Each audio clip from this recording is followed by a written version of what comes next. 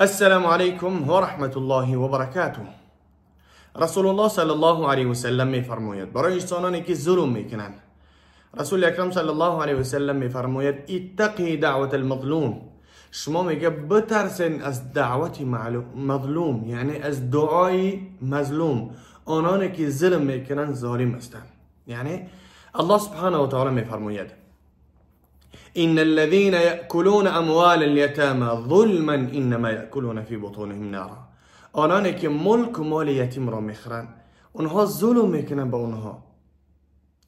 إنما يأكلون في بطونهم نارا. آنانی که ملک و مال یتیم را میخورند در بطن اونها، در شکم اونها آتش از آتش جهنم میباشه انشاءالله. اونها نه در دنیا برکت مییابند و نه در آخرت. هم در دنیا در عذاب و مشقت، در رنج غم گرفتار میشوند و هم در آخرت در نزد الله سبحانه و تعالی جوابگو هستند. اکثریت مردمی که وقتی که سبحان الله یک برادر از دنیا که میگذره در سن سال یاشی، اگر که با هم تجارت داشته باشه، دیگه و دیگه هم داشته باشه، بعد از آنی که مرد سبحان الله یعنی ملک و مالش صراحتا یعنی همه چیزش قطع میشود. چخیل مثلا وقتی که میمیره پدر مادر چیکار میکنن؟ زن فرزندی او را از خانه بیرون میکنن، حالا آنکه او دارنده بود، حالا آنکه شرایطش خوب بود، حالا آنکه نام در بگیم ملک و مالش در نام اکه و دادرش در پدر مادرش کرده بود. بعد از آنی که سبحان الله از دنیا که میگذره، فرزندهای اونها را باید مثل فرزندی خود بشماری که او فرزندی بگیم پدری تو بود، یعنی او برادری تو بود، اکه تو بود یا اینکه دادری تو بود. چرا سبحان الله که او از دنیا میگذره برای اینکه شما نسبت یتیم رحمدل باشین، برعکس سبحان الله بر یتیم ظلم میکنین، اونها را از خانه بیرون میکنین، برای اونها حتی یک لقمه نان نمیتین، حرکت میکنین که اونها را گفتی که با بالاشون زایلین دیو دیو بنویسین که دفع و دور و گم و گورش کنین. سبحان الله. آیا شرم نمیکنین؟ الله امتحانتان میکنه با فرزندهای اکه و دادری تو. الله او روز برای یگان جوان مسلمان نرسونه. با والله قسم همین حالتها و همین حادثه ها را میبینم که زیق میشم، گریان میشم. یعنی برای همون جوانانی که برادرانی که شرایط دارین، حداقل برای فرزندهاتون یگان چیز بنویسین یا که بمونین، یا که عین حال روزی بگیم ویدیو ضبط زیاد دیگه بنویسین بمونین، یا که اودیو ضبط یگان خیلی کنین که تا اینکه بعد از مرگ شما مرگ ناگهانه لبای وقت میتونه گفت که در استاد من دوچار میشه، یک اواری میکنی چی میکنی، این لله و این الیه راجعون. در استاتوس همه باردارا میبره که خدا رحمتش کنه دنیا گذشت رفت. اما فرزندها سبحان الله اولش که الله سبحانه تعالی رزق روزی رو میده، لیک بیچاره کودکان یتیمان در ظلم گرفتار میشوند. برای هوای برادران عزیز، اپا و خواهرها، اکا و دادرها بتونین این ویدیو رو نشر کنین، تا اینکه بسیاری خواهرها هستن سبحان الله که بعد از مرگ شوهرشون بیچاره نه شوهر کرده میتوانند، نه گفتی که با ملک و مال دارن که زندگیشون پیش ببرن، نه اقلا فرزندها را دست هم میگیرن نگه و بینشون کنن. سبحان الله وقتی همین کارها و همین حادثه ها رو میبینی، کودک‌ها رو میبینی، سبحان الله چقدر کودک‌های زیبا و خوشروی فسانه سبحان الله. اما سبحان الله بگیم ای ملک و مال پدرشون یگان چیزشون نمیتن که حداقل لباس های خوب بگیرن بپوشن، یا که در مکتب بخوانن دیگه و دیگه از همین چیزها سبحان الله محرومشون میکنن.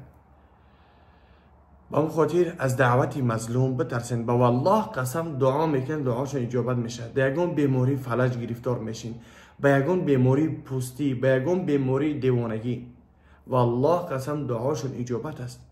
رسول الله صلی الله علیه و سلم میگه ثلاثه دعوات لا شک فیهن، سه دعای است که در اونها شک شبهه نیست. یکی از اونها دعای مظلوم است. اون شخصی که پول ملک و مال میگیره از اون شخص دیگری، اون میشه مظلوم، ای گیرنده ظالم. وقتی که اون مظلوم دعا میکنه پروردگار همینه از فرزندهاش نشان بده، پروردگار خار ذلیلش که، پروردگار در امتحان خودت گرفتارش که، با والله قسم در امتحان پروردگار یعنی گرفتار میشه. به خاطر که رسول الله صلی الله علیه و سلم حدیث صراحتاً حدیث صحیح که میگه دعاش اجابت میشه. یعنی بعضی بگیم برادرها هستن که در دست یگان کس کار میکنه، اولیکشونه 2 ماه 3 ماه 4 ماه 5 ماه، بعضیش تا 1 سال نمیته. با والله قسم حتی امورم دعا کنه دعاش اجابت میشه. برای که مظلوم است، پدر مادری او انتظار است که پول روان میکنه برای زندگیشون، یعنی زن فرزند او انتظاره که پول روان میکنه.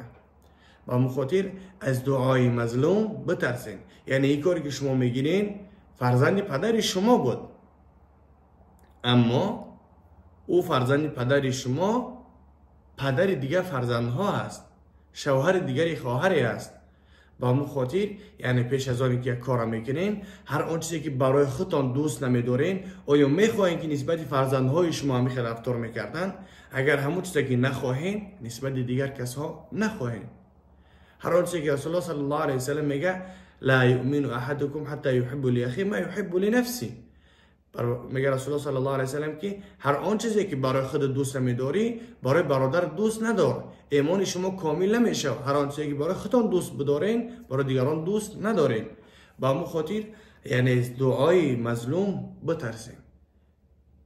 یعنی بعضی هست که سبحان الله با یگون مشکلی یعنی واسطه ترمه میشوند، سجن میشوند، در محبس گرفتار میشوند. همون لحظه و زمان یعنی خسر و خشتامن زن از در بیرون میکنن. برگم شدیت را در خونه جو نیست، با خاطر آنه که گفتی که با شوهرت ترمشید دیگه مطرن یابی نمیکنیم دیگه و دیگه. یعنی سبحان الله اگر که هم بگذار که فرزند 2 سال 5 سال که 10 سال هم بشینه، اگر که شما فرزندهای بگیم پیسر اختان نگه دارین، اگر نگهش کنین یکیمش که هم صدقه میشه، دیمش که نواسه و نویره ختان. سبحان الله چه خیلی مردم دیلتون میشه که بگیم گودک طفله ای در بیرونش کنین، لاتو کوب کنین یا با کلونه که دیگه نیایی خونه. و والله قسم حادثه ها را میشنوم به نهایت غمگین میشم، زیق میشم که حالا که ما مسلمان هستیم، حالا که الله سبحانه و تعالی در قرآن میفرماید که انما المؤمنون اخوه، ما همون برادر هستیم، با همدیگر باید رحمدل باشیم، همدیگر را دستگیری کنیم. بعضی وقت میشه که در یکون رازبور ایش بهش میخوزه جنگ کورچه و پستره دیگه و دیگه میکشن. پیش وانی که این کارا را بکنین، اول پیش چشمتون بیارین که الله شما را برادر خواند، الله شما را برادر گفت که شما اید باید برادر هستین مؤمنان مسلمان ها. حالا که بسر او بگیم سلاح کشیدگی همه رو پیش چشمت بیار که خدای نخواسته او در یگان بیماری دچار شوه، با یگان پرابلم دچار شوه، او دستی وای نمیگیری، انشاءالله که مسلمان که هستیم دستگیری میکنیم. پس چرا این روز سلاح میکشیم؟ چرا این روز گفتی که با دست برداری میکنیم؟ الله سبحانه و تعالی توفیق بندگی برای حرکت ما شما عطا فرماید. دیگه نه اونقدر سبحان الله کی را دارم.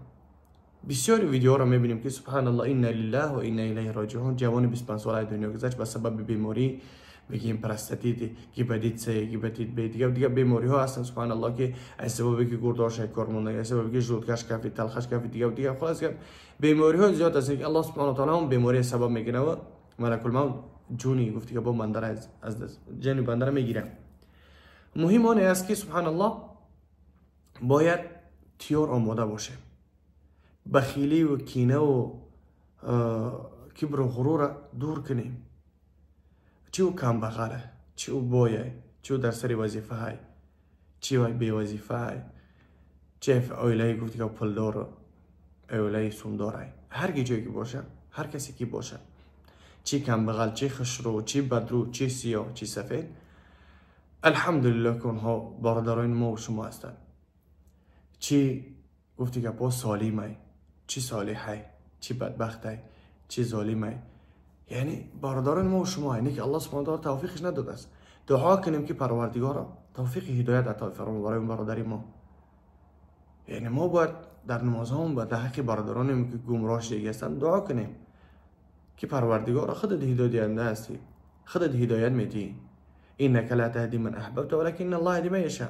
آنی که الله سبحانه و تعالی بخواه همون هدایت میده، آنی که ما بخوایم اون هدایت نمیده.